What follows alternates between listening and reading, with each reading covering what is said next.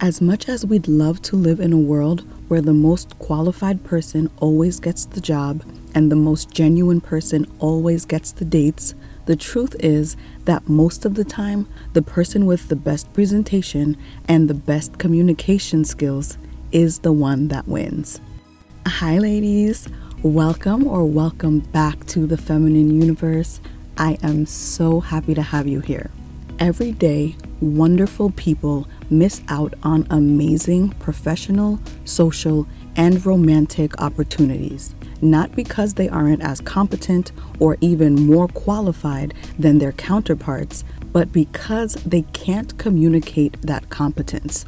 So it's safe to say that one of the most useful skills to have in life is the ability not just to speak, but to communicate. Unfortunately, it's a skill that isn't really taught. We're just thrown into classrooms, social settings, and workspaces and sort of expected to figure it out. But the good news is it can absolutely be learned if you want to do so. So what I want us to do today is get a little deeper into how to communicate and, more importantly, how to communicate effectively to get the best possible results. So if you could use some of that in your life, let's get started. In order to communicate effectively, the absolute first tip you need to apply is to master your nonverbals. In order to really become a great communicator, you have to master your nonverbals. A lot of people overlook this, then wonder why their perfectly crafted words have zero effect. Your nonverbals 100% make up the foundation of how anything you say is going to be received. Remember that humans were able to communicate non-verbally long before we had official languages. And even to this day, it's said that 70% of all communication is still non-verbal. So you can't skip this step and expect to be successful. There are two groups of things that make up your nonverbals. Your nonverbal cues, which are your body language and how you carry yourself, and paraverbal cues, which are how you say your words or how your words sound. Your nonverbal cues are made up of some things we've covered in a few previous videos, like your presentation, your posture, the way you walk, eye contact, smiling, gestures, fidgeting, and so on. Your paraverbal cues are made up of three things that affect how your words are received, and they are your tone, pitch, and pacing.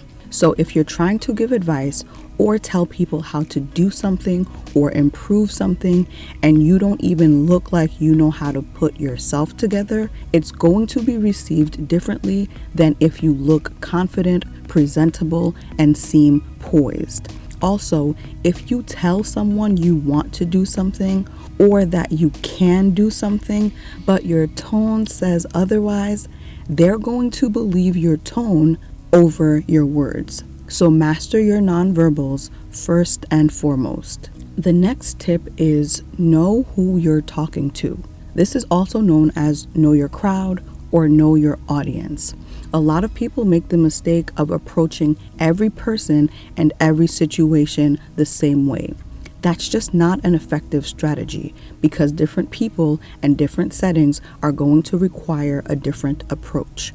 So what do I mean when I say know your crowd?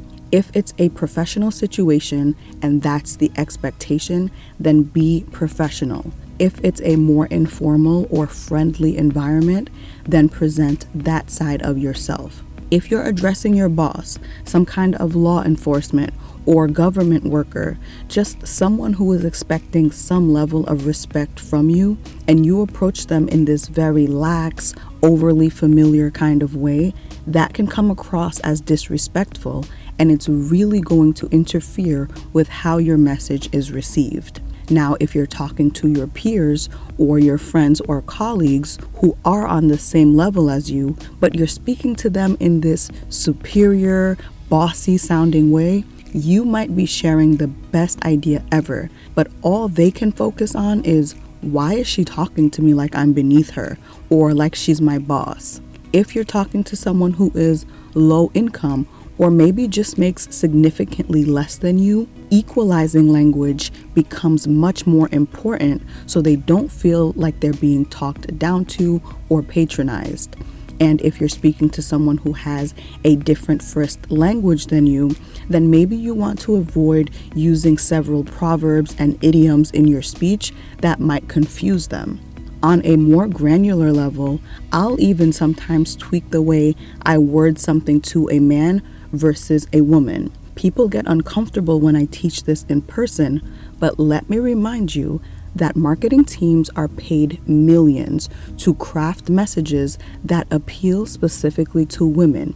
And trust and believe, the messaging they use would be completely different if their target audience was men. So use that knowledge to your advantage as well. Now, if you're enjoying this and want to learn more about communication and tons of other useful skills, let me introduce you to the largest online learning community for creatives and the sponsor of this portion of the video, Skillshare. With as much as we talk about self-improvement and self-development on this channel, I love being able to connect you to a brand that offers thousands of classes by industry experts that you can do at your own pace. And the best part is, you can try it for free. I've personally been really enjoying the How to Take Pro Photos on Your iPhone class, as I try to learn more about how to take professional quality photos for my blog with my phone so I can get gorgeous photos without always having to carry around a camera. So if you want to learn or expand on a hobby or perfect both hard and soft skills like communication to propel you forward in your career or your side hustle, check out Skillshare. And if you're one of the first 500 people to use my link, you can try it for free for 30 days. Next, tip 3 will piggyback a little bit on knowing your audience, and that will be choose the right timing. Because it's very possible that it's not what you're saying that's a problem, but maybe when you're saying it. If your boss just lost a big client or contract, you probably want to talk to them about your raise on another day. If your husband has had a terrible day at work or maybe lost his job, it might not be the best time to pepper him about home renovation ideas. Depending on how well you know the person you're dealing with and how well you can gauge this, try to be mindful of your timing in order to give the person some time to settle and to set yourself up for success with whatever request or suggestion you might have. Tip number 4 is to connect and be likable. If you read any business, networking, or socializing manual, one of the first tips they will always tell you is that people like to do business with people they like, and people like to do favors for people they like. Being likable is an important part of effective communication because if people don't like you, they're going to be less receptive to what you have to say. And they're not going to want to do things for you regardless of how great your message is. If 2 applicants have the same exact qualifications for a position, the interviewer is ultimately going to choose the one they connected with more. This is why I say qualifications alone aren't always enough. And this doesn't just apply professionally. As much as we'd love to live in a world where the most qualified person always gets the job and the most genuine person always gets the dates, the truth is that most of the time, the person with the best presentation and the best communication skills is the one that wins. When you can build rapport with someone, and especially when you can make them feel like you have good intentions toward them or good intentions in general, that breaks down or at least lowers many of the walls that people tend to have up. Because this skill is getting more rare in society, you'll stand out that much more if you have it. So how do you connect with people?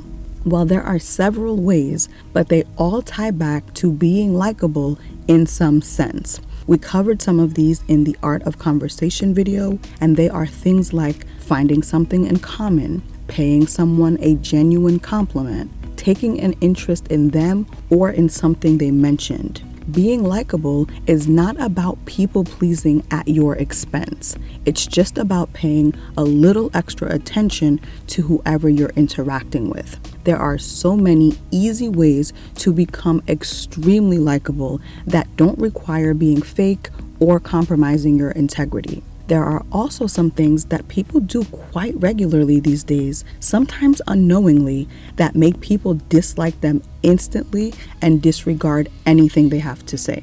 So if you ladies want me to make a full video on what these things are so we can avoid the mistakes and use likability to our advantage, just write likable in the comments and I'll do that for you. The next tip is knowing what's your point.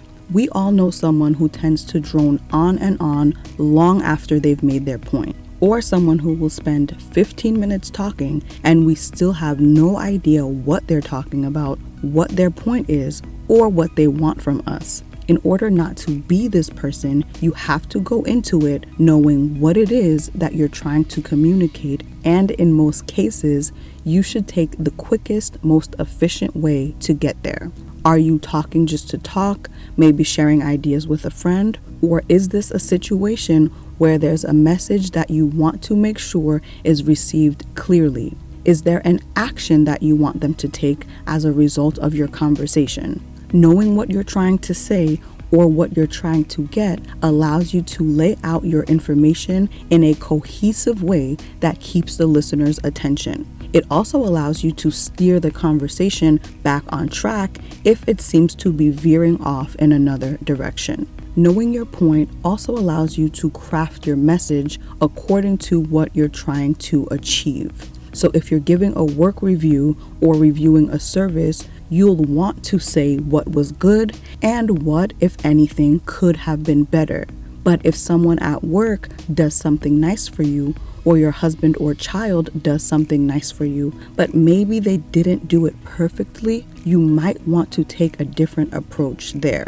Some might immediately go to trying to find a nice way to point out their errors. But if you know that what you're trying to achieve in that moment is acknowledging them, making them feel good for doing something for you, and making it more likely to happen again, instead of risking that they leave feeling badly and therefore less likely to do it again, in that moment, I wouldn't necessarily use that time to give critical feedback. They've already shown that they care about making you happy. So I think it would be more effective to show appreciation for the gesture in that moment and teach them more about your preferences over time. After knowing your point, the next tip is knowing what's their point.